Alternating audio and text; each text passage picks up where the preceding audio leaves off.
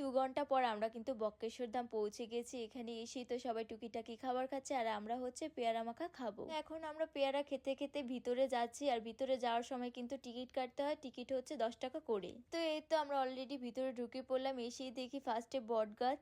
নামটা কেন দেওয়া হয়েছে? আগেকার দিনে মানুষের বিশ্বাস ছিল যে এই জলে স্নান করলে সমস্ত পাপ মুক্ত হয়। এখন এই জলে স্নান করলে সত্যিকারই যাতে বাদ চর্মর কাছে স্কিনের জন্য খুব উপকার। তো প্রথমে একটা অগ্নিকুণ্ড রয়েছে যেখানে সবাই স্নান করে থাকে।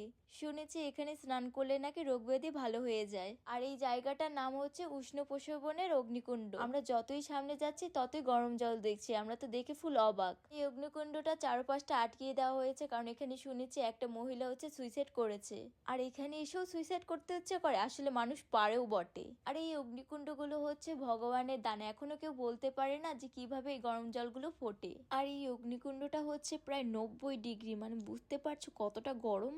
আর হ্যাঁ, এখানে তো আরেকটি কুণ্ড রয়েছে যেটার নাম হচ্ছে ঠান্ডা জলের কুণ্ড। সেটা হচ্ছে শুধুমাত্র মেয়েদের জন্য। তো কুণ্ডগুলো দেখে এখন হচ্ছে আমরা মেন মন্দিরের দিকে যাচ্ছি। হর হর মহাদেব।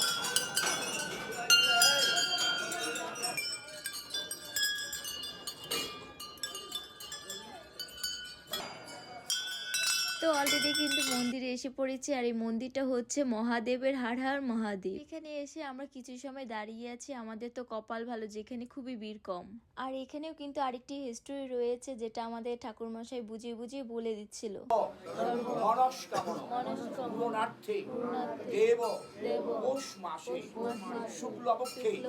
তো এই তো এখন আমরা সবাই মিলে বাবার মাথায় জল ঢাললাম। ওম নমঃ শিবায়, ওম নমঃ শিবায়, ওম নমঃ শিবায়, হর হর মহাদেব। আমরা আরেকটি মন্দিরে এসেছি। মন্দিরটার নাম হচ্ছে শক্তিপীঠ বক্রেশ্বর ধাম। এখানে হচ্ছে মা দুর্গাকে পুজো করা হয়। তো দেখতেই পাচ্ছ, জয় মা দুর্গা জয়। তো আমাদের বক্রেশ্বর ধাম ঘোড়া ডান। এখন হচ্ছে আমরা চলে যাচ্ছি। আর আজকে তো প্রচুর ঠান্ডা, মানে কি বলবো তোমাদের। কিন্তু দেখো আমাদের কোনো ভারী জামা নেই, মানে আমরা আনতেই ভুলে গেছি।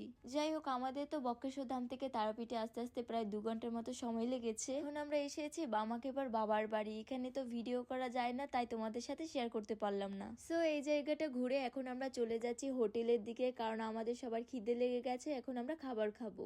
আর এখনো কিন্তু মায়ের পুজো চলছে। রাত 10টা পর্যন্ত মায়ের পুজো হয়। আবার সেই ভোর হতে না হতে সবাই লাইনে দাঁড়িয়ে পড়ে আর পুজো চলতেই থাকে। সো অর্ডার দেওয়ার কিছুক্ষণ বাদেই আমাদের খাবার চলে এসে পড়েছে। তো আমরা কিন্তু অলরেডি খাওয়াও শুরু করে দিয়েছি। সকাল হলেই তো আমরা চলে যাব, কারণ একদিনের ট্যুর ছিল আমাদের তারাপীঠে। তো মা, তোমার দুয়ারে যেন আবারও আসতে পারি, তুমি আশীর্বাদ করো। জয় মা তারা, জয় জয় তারা।